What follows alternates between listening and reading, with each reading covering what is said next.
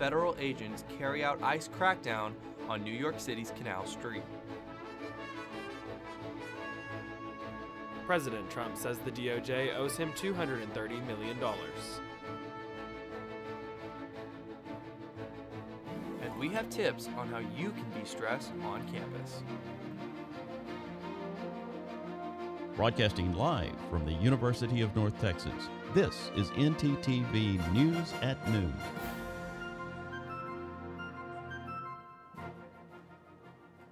Good afternoon. Thank you for joining NTTV News at Noon. I'm Landry Brady. And I'm Cameron Shields. Yesterday, ICE and federal agents carried out a joint crackdown in New York City's Chinatown neighborhood. This string of arrests happened on Canal Street, a popular shopping hub in Lower Manhattan. Vendors were seen quickly packing up their tables in an attempt to flee as arrests started. Assistant Department of Homeland Security Secretary Tricia McLaughlin said in a statement that multiple agencies conducted and targeted intelligence-driven enforcement operation on criminal activity related to selling counterfeit goods. McLaughlin said details on these arrests won't be released until they are available. President Trump says he could be seeking $230 million from his own Justice Department after Trump said he is seeking compensation for his past investigations into him. Though he said he was at little knowledge of the specifics and publicly said he would give the money to charity.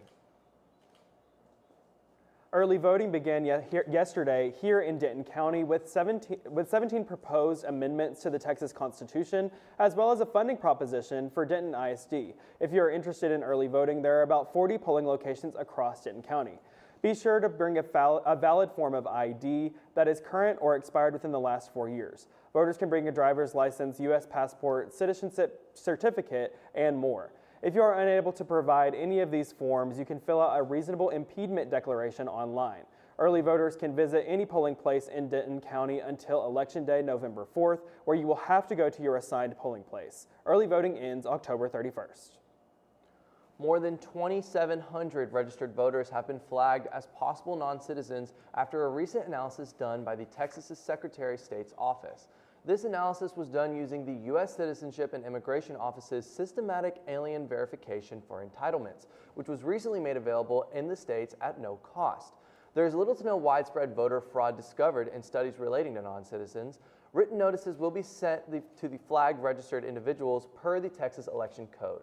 And any confirmed non-citizen voters who do vote will be referred to the Texas Attorney General's office for investigation. Texas Governor Greg Abbott has launched an operation in Austin to remove people experiencing homelessness and dismantle homeless camps. Yesterday morning in a press release, Abbott said the operation began last week and has already removed 48 camps. But it is unclear where the state is taking the individuals that were in these camps. The governor said his motive behind this is to make Austin a safer and cleaner place. You know what, Cameron? It has been feeling really good this past couple weeks. I know, and I'm really holding on to hope that it stays that way, but you know Texas. So let's check in with our weather anchor, Alex Martinez, to see what's up. Thank you, Cameron. Yes, today's weather is gorgeous and wonderful. The current conditions for this morning are 72, and they're going to feel like 72, and there's a lovely 85% wind that is going to be going through right now. It is lovely, a wonderful breeze. It is officially sweater weather, guys. It's really wonderful. Now, the similar conditions to tonight is going to be what we're going to be experiencing as we are experiencing right now. So, like I said, 72, so 5-mile-per-hour wind, so it's not going to be too crazy of a wind, chill tonight, but it's still going to be nice and cool. Now, tomorrow is going to be really, where it's like really going to be needed to get a sweater. We're going to have 56 on, it's going to feel and it's going to actually be 56 degrees outside. It's going to be partly cloudy, so grab yourself a nice light jacket when you're on your walk or morning commute tomorrow morning. That's all for me right now. Stay tuned for the full weather breakdown. Back to y'all. Thanks, Alex. Tuesday night, a large shortage of air traffic controllers have caused delays in airports across the country. Chicago's O'Hare International Airport, Newark Liberty International Airport, and Houston's George Bush Intercontinental and Hobby airports were all affected. There was reports of lack of staff in Los Angeles, California, and Jacksonville, Florida airports as well. The certain cause hasn't been decided, but lots of these airports are reporting workers taking unscheduled time off due to the government shutdown halting their paychecks. In some cases, flights can be rerouted to more staffed airports to avoid delays. But this is one of the ways the government shutdown is directly affecting the public. I don't know about you, but I hope that I don't have to fly anytime soon. I know, I don't want to spend any more time in an airport than I have to. Coming up, federal workers are looking for any assistance they can get as the shutdown continues. And how to de-stress on campus as the semester closes in. Stay with us. There's no harm in wanting to have fun while in college, but it's easy to lose track of how much you've had. Apps like Drink Control and Alkadroid can help keep track of your consumption and blood alcohol levels. If you or someone else does drink too much, the signs of alcohol poisoning are as follows: pale skin, vomiting, confusion, low body temperatures, irregular breathing, blacking out, and is hard to wake up or cannot be woken up. Dude, are you okay? Hey, what's wrong? Wake up. It's an exciting time of year, but it's important to be responsible. If you suspect someone is suffering from alcohol poisoning, get help immediately. You will not get in trouble for seeking help if you are underage. For more info and resources, go to UNT's Division of Student Affairs.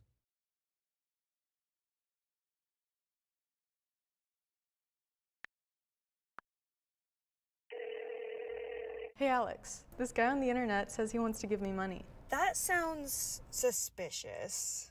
What do you mean? Typically, strangers who promise you money on the internet have their own best interest in mind. They often use bounced checks, which will disappear shortly after depositing, but not before they've asked for some money in return. So he doesn't really want to spoil me? No.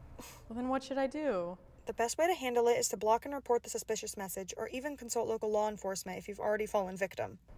So I guess we aren't going to Key West for spring break. No. Has this ever happened to you? My bike! My bike is gone! Stolen bikes are an epidemic sweeping college campuses across America. What am I supposed to do? It's quite simple. The We Mean Green Fund has partnered with the UNT Police Department to offer free bike locks to any UNT student with a bike. Just show up with your bike in tow and ask. Now I'll never lose my bike ever again. Enough worrying. Get your bike lock today.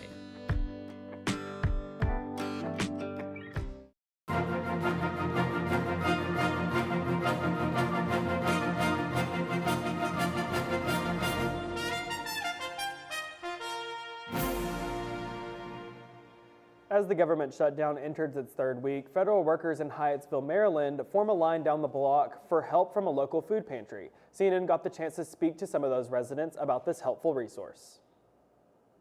You know, with my rent due next week, I could take anything I can get. At this point, I haven't gotten a paycheck this month. So the free groceries is very important, very helpful. I've been furloughed before. I've never seen it like this, where, you know, people actually had to go to a food bank. Normally it's maybe a week or two or a day or two or whatever for furlough, but not like this, where there's nothing coming in. After the $100,000 fee was implemented by Donald Trump on H-1B visas, Walmart is halting offers for any workers who need them to work. Walmart, being the nation's largest sector employer, is showing how these immigration policies are forcing large companies to change their rules regarding immigration and workers. I'm always so busy at this time of the year with school and work, so I'm always looking for something to help me de-stress. Well, our live shot reporter Jenny Yanez might have a solution for you, Landry. Jenny, what you... Thanks, guys. I'm outside of Chestnut Hall, where today the Student Health and Wellness Center is hosting their De-Stress Express event. From free snacks to DIY stress kits, they're going to be having this event, giving it a chance for students to recharge during a busy semester. Students can stop by anytime between 11 a.m. to 1 p.m. today to build their own stress kit, complete with essential school supplies, fidget toys, and healthy snacks. The goal is to promote self-care and remind students that mental health matters, especially right now during midterm season. The Student Health and Wellness Center plans to host more stress relief events throughout the semester, so if you miss this one, don't worry. The De-Stress Express events will close at 1 p.m., so make sure to stop by for some goodies. I know I got some. That's all I have for you guys today. Back to you guys at the desk. Everything you see online affects you, sometimes in ways you may not expect. I spoke to a research student at UNT about how the usage of social media can influence eating disorders. Let's take a look. Social media isn't going anywhere, and as we discover the consequences, eating disorders come up more often than you may think. I spoke with Keely Jones, a research student here at UNT, to see the connections between the two. So obviously there's not like an exact number, but people are very susceptible to eating disorders. I don't have the exact number without looking at my research, but I want to say about 1 in 8. A major contributor to this large number is the amount of harmful content and how hard it is to get away from. It is insanely difficult. I mean, literally anyone can be exposed to this stuff. I mean, with the way the algorithms are working these days, you literally can like one video and then every single video you see after your scroll is something related to what you're eating, how you look. But Keely doesn't know eating disorders just from her research. This is also a personal experience. I got diagnosed with 2 eating disorders in October of 2021, which was my junior year of high school. I started focusing on this when I got to college because I found a lot of the things that I was consuming on the media and things that I was seeing and being exposed to were contributing to the reason I had an eating disorder, which was how I felt about myself mentally and physically. I think it's important to be mindful about what you're watching and check in on your friends. I think that's another thing. Like, just, especially if you have a friend that you know has a really hard relationship with food, just offer to eat with them or hang out with them during mealtime and like kind of just be like, oh, we should go get this and that. Just be there for them, be their friend, make sure that they know it's okay to eat and that it doesn't matter what they're eating. With NTTV, I'm Cameron Shields. So far, it's looking like the weather is one thing we can look forward to. I know, as long as it doesn't get too cold, which is kind of crazy to say. Yeah, well, let's see what our weather anchor Alex Martinez has for us. Alex.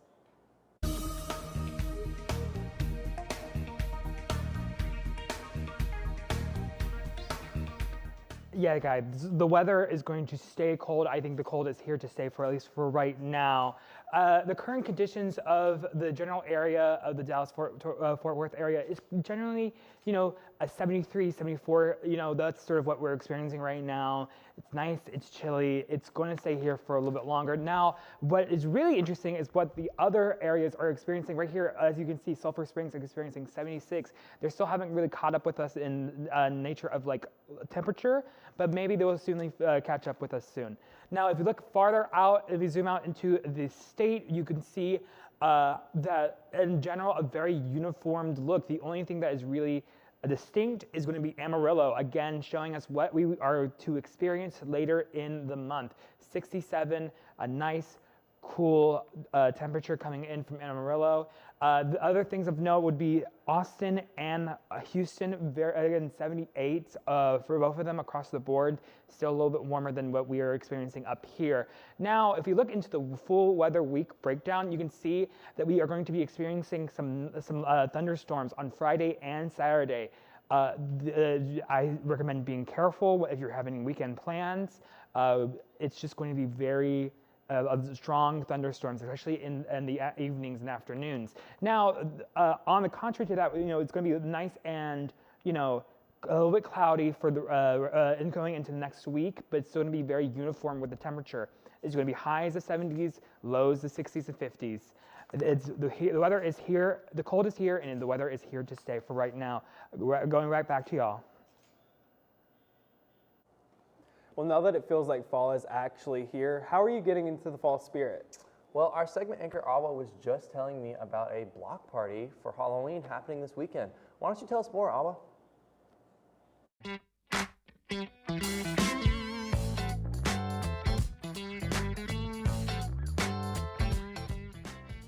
Exactly. The Steady Hands Artists Corporation is hosting a Halloween block party this Saturday on West Hickory Street. The event kicks off at 3 p.m. and features live music, local food vendors, t-shirt printing, and more, all with a spooky season twist. While Shack regularly hosts community events, this year's Halloween party highlights their mission to create inclusive and creative spaces across North Texas, and a fun way to enjoy spooky season in Denton. Back to you. Up next, a Michelin star taqueria pop-up unexpectedly closes early. And a recap of this weekend's bonfire. Stay with us.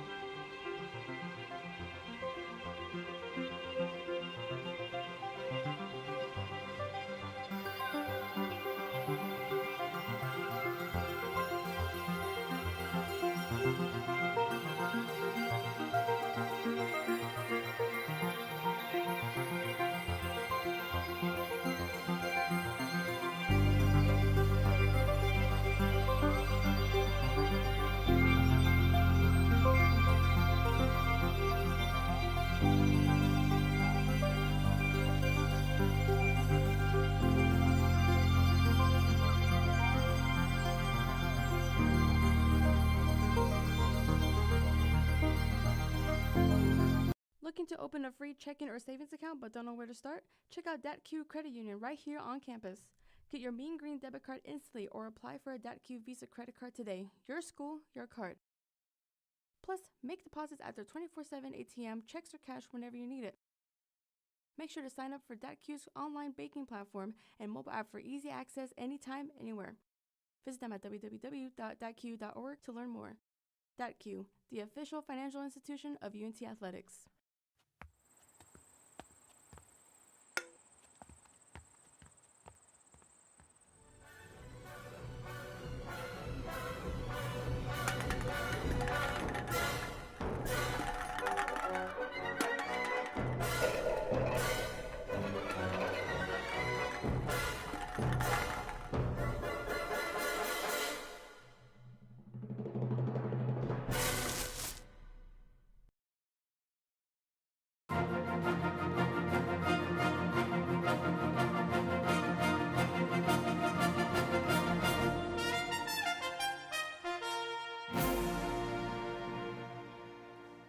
A taqueria from Mexico City known for its Michelin star is closing its Dallas pop-up a week early. This is due to concerns by the pop-up from restaurant El Califa de Leon about its partnership company not withholding the agreed standards. El Califa de Leon expressed gratitude towards the people who came and while it was open, and are excited to welcome their customers to their new locations coming to the United States very soon. It's been a decade since a landmark study sparked new guidelines recommending peanut products be fed to young babies in order to prevent peanut allergies from developing. Years later, peanut allergies have declined in the U.S. CNN's Mandy Gaither has more. For decades, parents were told to keep peanuts and nut products away from young children until age 3. But in 2015, research caused experts to flip-flop. The current guidelines say introducing these foods in infancy can actually help prevent food allergies. The end goal is to see this tide turn. A new study published in the journal Pediatrics determined about 60,000 children have avoided food allergies since guidelines changed, including 40,000 children who otherwise would have developed peanut allergies. Still, about 8% of children are affected by food allergies, including more than 2% with a peanut allergy. There's been a lot of fear. Dr. Ruchi Gupta says that fear may have stopped some from following the guidelines, but she says parents should start introducing peanut products as soon as their baby is ready to eat solid foods, usually around 4 to 6 months. Use like peanut butter, smooth peanut butter, and then thin it out with breast milk, formula, applesauce, whatever you desire. And then slowly introduce it to your baby. A little bit on the lip, let them lick it, add a little bit more. Gupta says when introducing peanut products, parents should watch out for signs of an allergy like rash, hives, and vomiting. She says those are the most common symptoms in babies with a food allergy. But if they eat it just fine, then I recommend just keeping it in their diet, keeping it in 2 to 3 times a week. And hopefully, that way they go on to enjoying it. For Health Minute, I'm Mandy Gaither. Cameron, did you attend the bonfire this past week? I was hoping you'd ask me that question because I did, and it was fire. But Awa Fall has some more information for us about the bonfire. Take it away, Awa.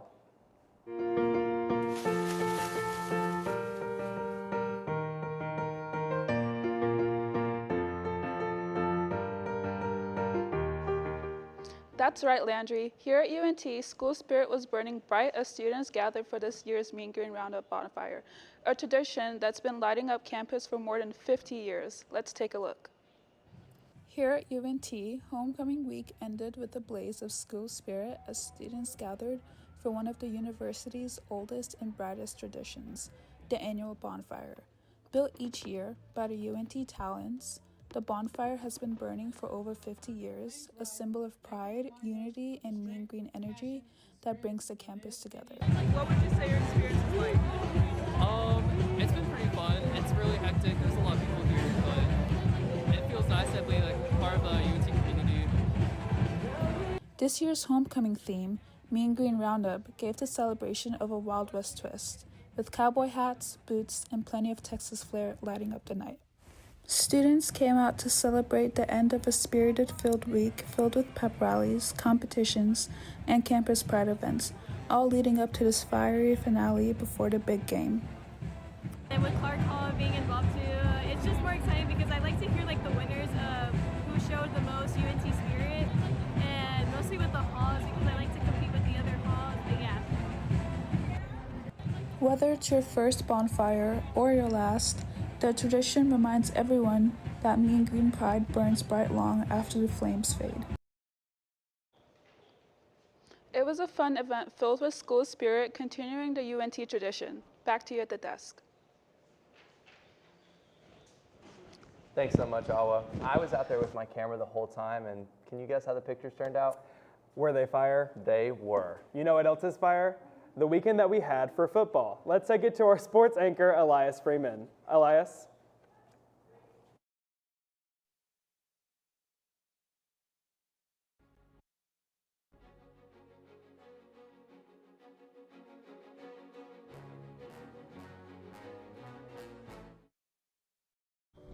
Oh, hey! What's up? Nothing much. I'm really bored. I feel like there's nothing to do. Are you kidding? The MRTS picture show is happening. The MRTS what? Come with me. Okay. It's a series of free film screenings right here on campus. And there's free popcorn. Nice. Thank you.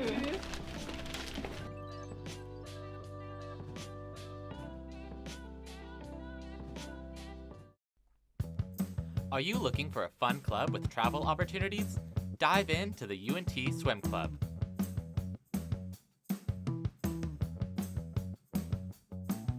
Practicing Monday, Wednesday, and Fridays from 7 to 9 p.m. at the Pole Recreation Center. We accept members at any skill level. For more information, reach out to us at unt.swimclub on Instagram. All right, look up here. 1, 2, 3. Mom, Dad, I got it.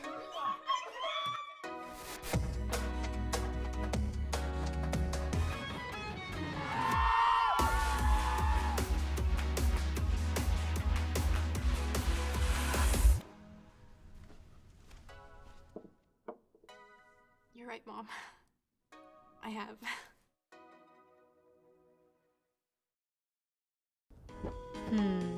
I wonder what's on the radio today. I don't know about this. This is not it. Everything alternative, commercial free. 88.1 Indie. Here at KNTU, we have two traditional stations, 88.1 Indie and KNTU Jazz. We've also recently launched an internet radio station called Mean Green Hits.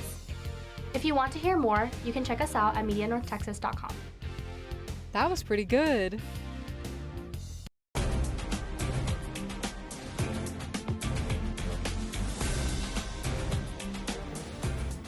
The Dallas Stars played their 6th game of the season last night against the Columbus Blue Jackets at home. The Stars trailed the whole game after being scored on early into the first period. After letting up the lead early on, the Stars were not able to get it back, and it ultimately resulted in a 5-1 loss for the home team. The Stars are left struggling trying to find a win after forward Matt Duchesne and defenseman Nils Lundqvist's injuries have kept them out of the lineup until further notice. Additionally, following the coaching staff change from former head coach Pete DeBoer to the new head coach Glenn Gulletson, the Stars seem to be struggling to find their stride for the season, following the many changes they've experienced. The Stars' loss last night moves them to a 3-game losing streak and brings their record for the season to an even 3 wins and 3 losses. The NBA season kicked off last night with 2 games to open up this regular season lineup. The first day of the NBA season saw the Thunder beating the Rockets as well as the Warriors beating the Lakers. In the Lakers' loss, however, former Dallas Maverick Luka Doncic scored a whopping 43 points to kick off his NBA season.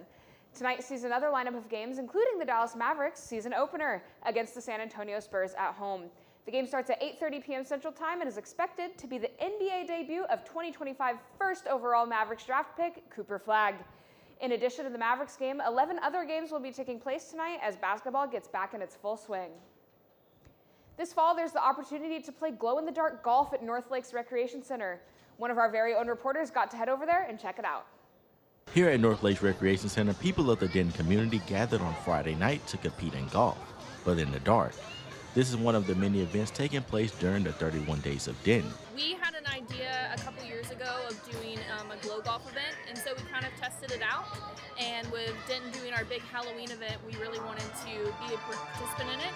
So we decided last year to set up a glow golf out here at the putting green, just to kind of bring awareness to the community and make a fun and sociable golf experience for everyone who's maybe never experienced before.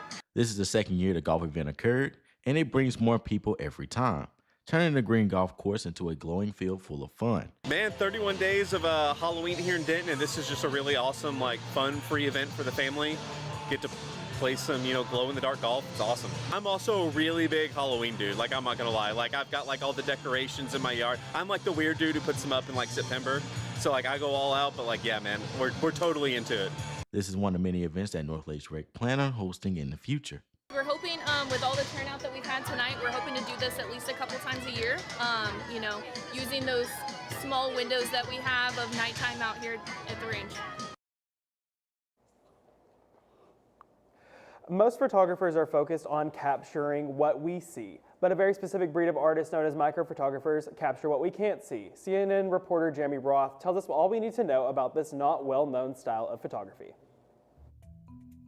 It's a small world, after all, so let's take a moment to marvel at the little things in life. And when I say little, I mean microscopic. Since 1975, the Nikon Small World competition has been an annual showcase for a very unique brand of visual artist, photomicrographers, who spend most of their time peering into a world of the unseen.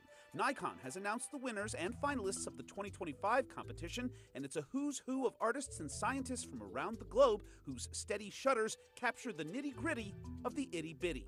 All are amazing in their own right, but finalists include a single water droplet bursting with life in the form of algae blooms, microscopic spores of a tropical fern sporting a rainbow of colors, and a pair of water fleas having a meeting of the microscopic minds. But the overall winner was this tiny weevil frozen in flight over a single grain of rice, which not only highlights the biology of the insect, but the incredibly small scale that provides the palette for these keen-eyed artists. You can see the full field of finalist images at nikonsmallworld.com. Thanks for watching NTTV News at noon. Join us again tomorrow at 6, or tonight at 6, and tomorrow at noon here on North Texas Television.